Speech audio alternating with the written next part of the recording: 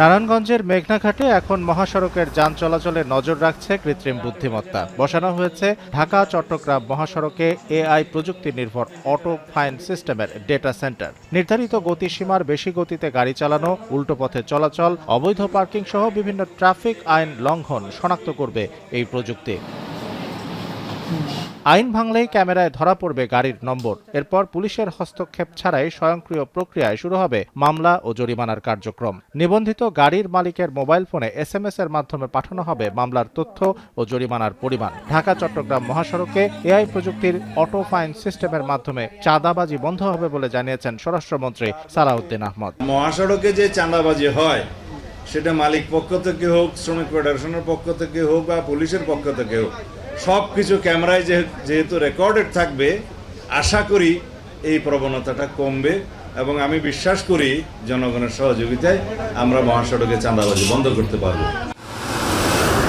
নারায়ণগঞ্জের সাইনবোর্ড থেকে চট্টগ্রামের সিটি গেট পর্যন্ত প্রায় 250 কিলোমিটার মহাসড়কের গুরুত্বপূর্ণ স্থানে বসানো হয়েছে 1427টি এআই ক্যামেরা। এডিবির অর্থায়নে 152 কোটি 56 লাখ টাকা ব্যয়ে নেওয়া প্রকল্পের কাজ শুরু হয় 2018 সালের অক্টোবরে। নারায়ণগঞ্জের ডেটা সেন্টার থেকে পাওয়া তথ্য আর ক্যামেরার নজরদারি যখন মহাসড়কের প্রতিটি অনিয়ম শনাক্ত করবে, তখন এর সরাসরি প্রভাব পড়বে দীর্ঘ এই মহাসড়কের কুমিল্লা অংশেও। প্রায় 105 কিলোমিটার জুড়ে থাকা 199টি ক্যামেরায় এখন নজরদারিতে থাকছে যান চলাচল। বেপরোয়া গতি বা বিভিন্ন অসাবধানতাবশত দুর্ঘটনা করে তারা দ্রুত পালিয়ে আসে, সেক্ষেত্রে এআই ক্যামেরার মাধ্যমে আমরা এগুলো ডিটেক্ট করতে পারি এবং টোল প্লাজায় আমরা ওগুলোকে আটক করতে সক্ষম হই। পুলিশ থাক বা না থাক, আমি কোনো জায়গায় অপরাধ করলে ক্যামেরা ডিটেকশনের মাধ্যমে আপনার মামলা হবে বা ফাইন হয়ে যাবে। সেক্ষেত্রে আমি মনে করি আমরা আইনের প্রতি আরও বেশি সচেতন হব, আইন মেনে চলতে চেষ্টা করবো, আমার যে বিশ্বাস। পরিবহন সংশ্লিষ্টদের প্রশ্ন, স্বয়ংক্রিয়ভাবে গতি শনাক্ত করে মামলা দেওয়ার ক্ষেত্রে যানবাহনের নিজস্ব প্রযুক্তিগত সক্ষমতা কতটা নির্ভরযোগ্য। তাদের দাবি, অনেক যানবাহনের স্পিড মিটার সচল নয়, ফলে অটো ফাইন কার্যকর করার আগে গতি পরিমাপের প্রযুক্তিগত বিষয়টি নিশ্চিত করা জরুরি। গাড়িগুলো আছে, গাড়িগুলোর স্পিড মিটার ঠিক থাকে না, আমরা জানি না আমাদের গাড়িটা কতটুকু স্পিডে চলতেছে।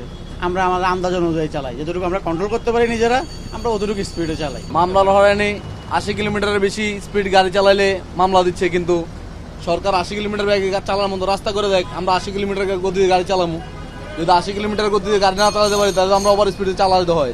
একটানা স্টার্টিংয়ে বসেই থাকি, তো এইভাবে যদি জ্যামেই থাকি তাহলে তো আমাদেরকেও তো একটু ঘুম আছে, রেস্ট আছে।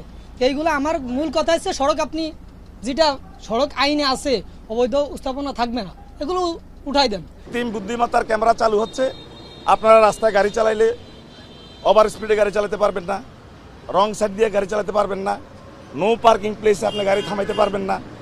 এইগুলি আগে ড্রাইভারদেরকে কাউন্সিলিং করার দরকার ছিল। যদি আজ ড্রাইভারদেরকে এভাবে কাউন্সিলিং করে তাদেরকে সেভাবে প্রশিক্ষিত করা হইতো, তাইলে আমি মনে করতাম যে হ্যাঁ ঠিক আছে, এই ক্যামেরা, তাইলে এটা বাস্তব সড়কে শৃঙ্খলা ফিরে আনা সম্ভব।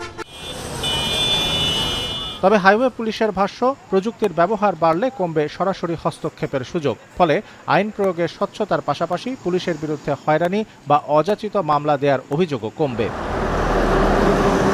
শামসুল আরেফিন, এখন।